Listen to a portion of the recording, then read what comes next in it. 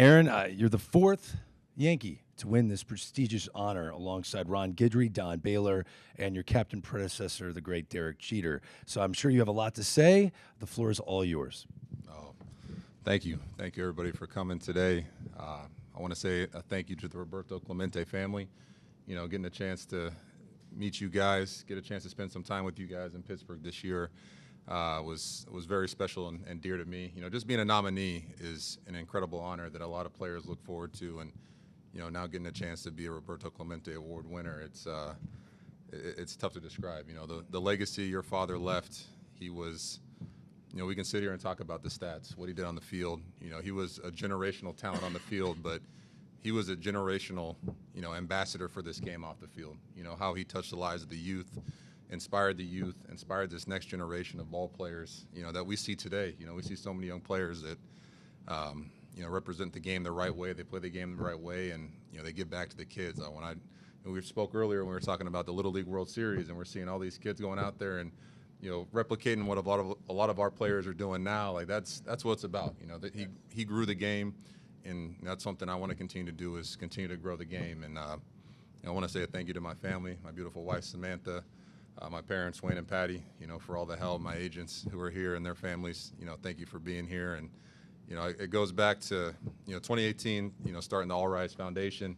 You know, I was sitting in the car, you know, talking with my family, and, you know, it's one thing that just got drafted, and they said, hey, what is something you want to, you know, do with your career? And you know, I said, well, you know, I see CC Sabathia, Derek Jeter, they all have foundations. Dave Winfield before them, you know, had a great foundation, and the way they impacted the youth and helped so many kids either going to college, you know, doing well in school, you know, things outside of sports, it was so special. So we started brainstorming ideas, you know, what kind of, you know, Catch a Fly Foundation, this and that, and we kind of stumbled upon the All Rise Foundation, which was, I think, pretty suiting. So, you know, just the work we've accomplished, you know, with the help from my family, you know, especially my mom, you know, just the lives we touch. It's just the beginning, you know, this is just another, you know, step along the way, and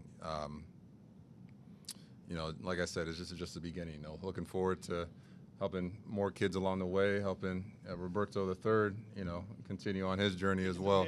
Yeah, there we go. So it's, I just want to thank you and your family. This is amazing. Thank you, Commissioner, for being here in this. This is, you know, I'm a part of the Roberto Clemente family, which is such a amazing group. You know, listing the previous winners, it's tough to put into words what that means. So thank you guys. Truly blessed. Thank you.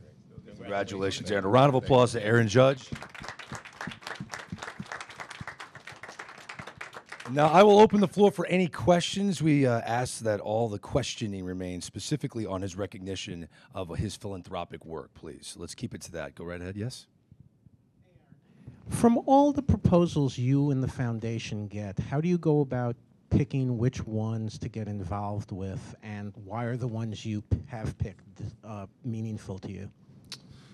Yeah, it really goes back to our mission statement, which is, you know, inspiring the youth to be, you know, the next leaders of this generation and great citizens. So it always goes back to, we get so many applicants and so many different organizations to be a part of in California and New York. And, you know, when we kind of sit down and go through the process, you know, my mom's going through it, our board members are going through it. It's just, every time we pick somebody, it's like, hey, does this line up with what our vision and what our goal is, you know, when we started this foundation?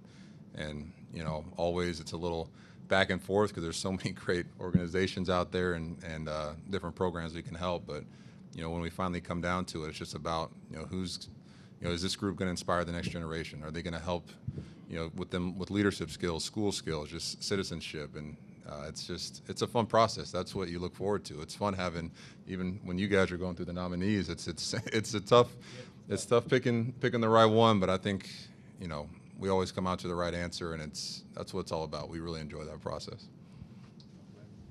Congratulations, Aaron. What was your reaction when you heard that you won, and what were you doing at the time when you got the call?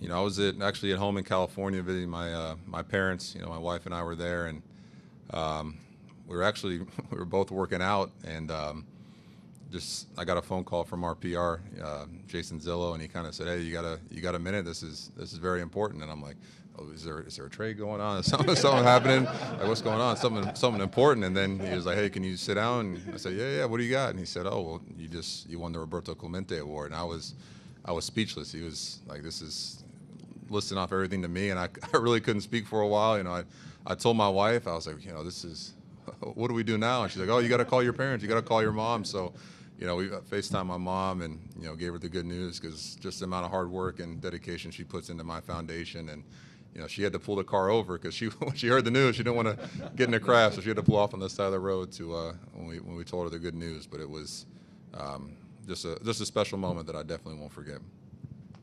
Go right ahead. Hey, Rob, this is for you. When you get the list of the nominees, do you look at, scroll it, and say secretly in your mind, wow, I'd love to see this guy win, or do you look at it and say, any of these guys would be great for me? You know what? The truth is that when you look at the list, you can't go wrong. Particularly when you read, you know, what the players have done. It is an amazing list, and I said it in my remarks, and I really do mean it. It's a credit to Major League players as a whole that each and every year you come up with one nominee from each club that truly would be a great pick to win this award. Any other questions? Okay, go ahead. Aaron, how much have you been able to learn about the life and career of Roberto? And also, as a fellow right fielder, you watch the highlights that we've all seen. What do you think when you see those? You know, the 3,000 hits is impressive. The batting average, the home run numbers, but honestly, I'm jealous of the Gold Gloves. We've seen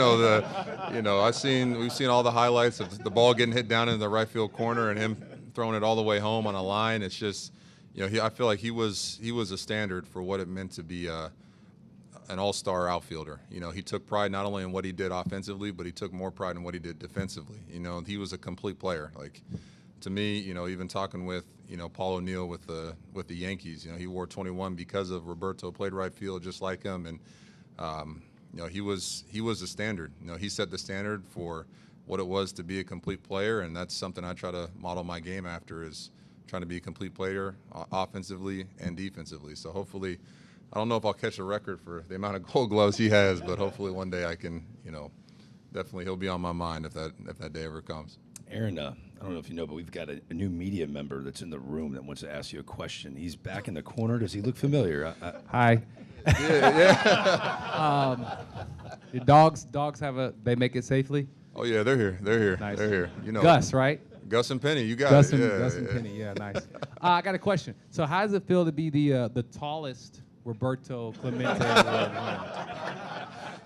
You know, me and Dave Winfield, we're out of eyes, so we might, you know, I think I tied the record, but this is just, like I said, a special moment, and, you know, just like, you know, you do with your platform, you know, when we get to this level, you know, in our careers and in our lives, you know, I said it earlier on MLB Network, you know, to whom much is given, you know, much is required. You know, we've been given so much, surrounded by so many great people, surrounded by great family and friends, getting a chance to play the game that we love. You know, this is what it's about, is giving back and helping that next generation to, you know, follow in our footsteps. Yeah, you're doing it right, bro, and congratulations on this award. You're very well deserving of this and much more success you have in your life, and just want to say what's up, brother.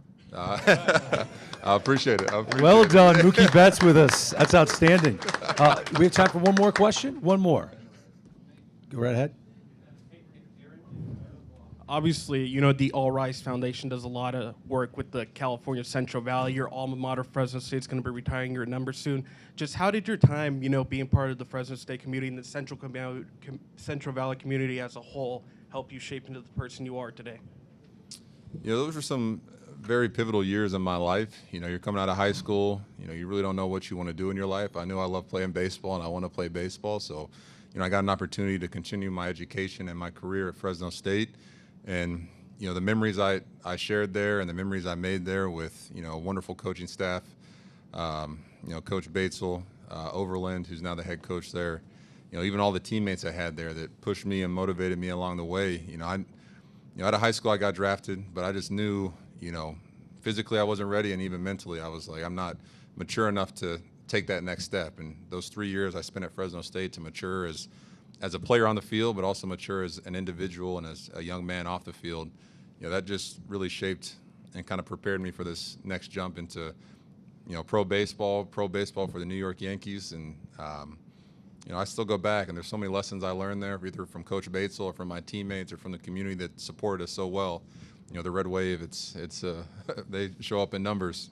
I still go back to this day on, life lessons I learned there, and, still contributed to, daily life here. It's impressive. So those, I look back on those days. Those are some great memories.